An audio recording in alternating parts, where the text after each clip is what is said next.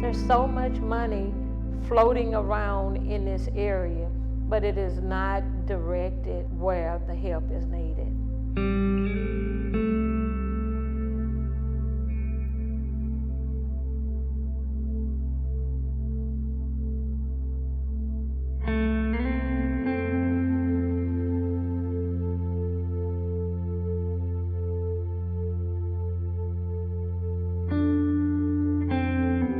This community was left with taxes, but no representation.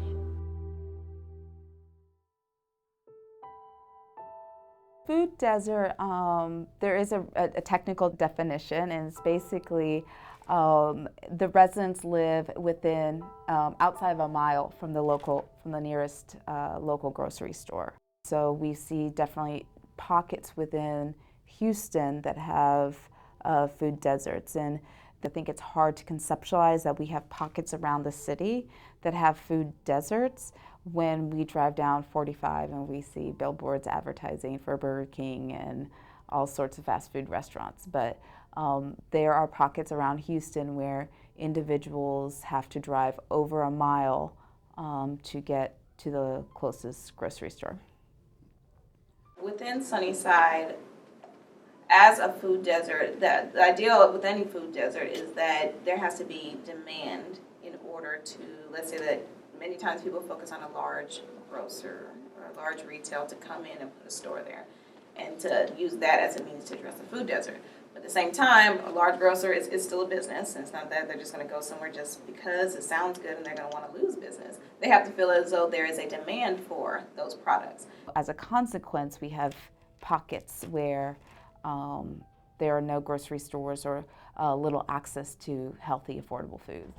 We see an increase in sickness. We see an increase in disease.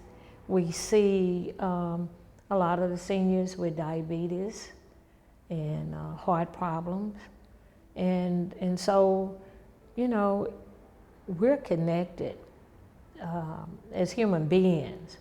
And it's a sad day when people fail to care about the most frail and the most vulnerable.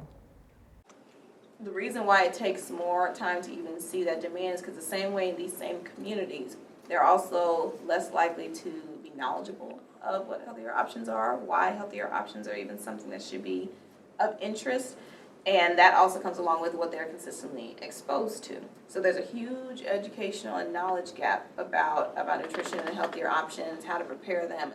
The risk of being obese and what obesity can do to yourself, to your health.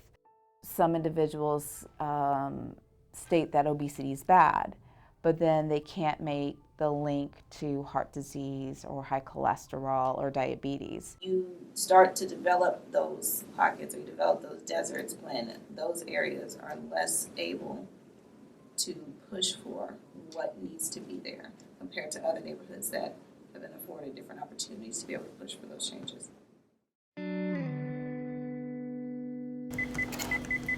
That's a meal for you. Anything else you need?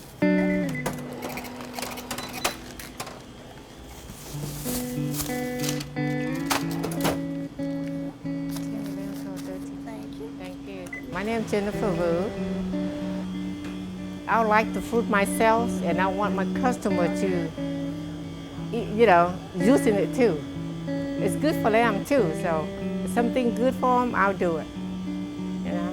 Within other local, small or larger grocers, where at the checkout aisle there's healthier options there, kind of transforming what it looks like as opposed to all the candy and everything else like that. I just have to encourage them every time they come in, talk to them. They like it, they do it. They don't like it, just smile and let them go. But we'll have to always, they don't like it, but you still have to talk to them. Next time they come back, you still have to bring it up. You have to encourage, help, keep going, keep encourage them. Our corner stores, we're having the demos and the nutrition education happening within the stores. Depending on what it is, it can look different. There's also great programming happening within schools or within after-school programs or just in the community at large. We need better health education, health literacy at a very young age. The importance of starting young and introducing children to different fruits and vegetables is very hot right now, and there's a lot of interest definitely getting preschool children and early childhood education programs to have this programs where they're introducing, a different fruit per week. And the idea is that if they try it and they like it, they're more likely then to continue eating that particular fruit or vegetable down the road. So, where were we the last time we were together? Italy. No, Italy, I'll just tell you right now, Italy was our very first country. So our school garden program is something where not only are we creating access within the schools, but working directly with the students to where those gardens that are being put in place is not just because, oh yeah, this is fun. It's really intentional in the sense that, one, students are learning where real food comes from. And you'd be amazed at how many students, typical produce that we might go purchase at the store, many students don't even know what that is because it's never been in their home. And so how is it that they're learning where real food comes from so they're not, even though they are surrounded by all this processed stuff, they can begin to discern between real food and processed food. If we can, give the parents the class or the fly, let them know how important it is, for the health, for themselves and for the children too. Down to generation, we have to start now to let them know how good it is and how healthy it is. The education of the community at hand to making good decisions about food.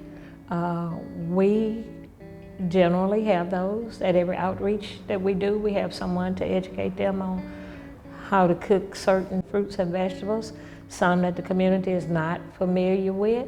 At the same time as being connected to the curriculum or what they're learning within the classroom, so it's a direct correlation within their science classes and everything of that nature, but then it also becomes an access piece. So the same way students, we can work within the garden, we can harvest out of the garden, we can cook directly in the garden at the schools, but then be able to take produce home at the same time. That's also become an indirect way where it informs or influences the parents at home to say, my kid is asking me for radishes. I've never heard this in life.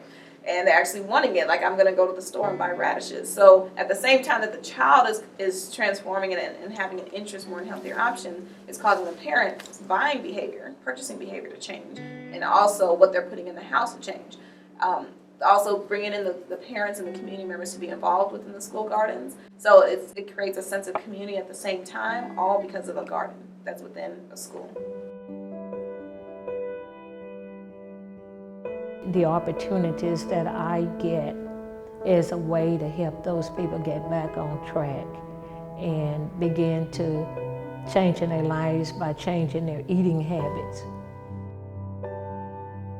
So all three of those components are going to be absolutely essential if we're going to make any kind of dent. It's going to take literal environmental change that has to be innovative and relevant. It's going to take policy change that facilitates those environmental changes, and it's going to take the educational component to create that demand so that we can really bring in sustainable opportunities to address food deserts. Food deserts, we define it as lack of access to a grocery store, but there is food in these areas. It's just not the healthy type of food that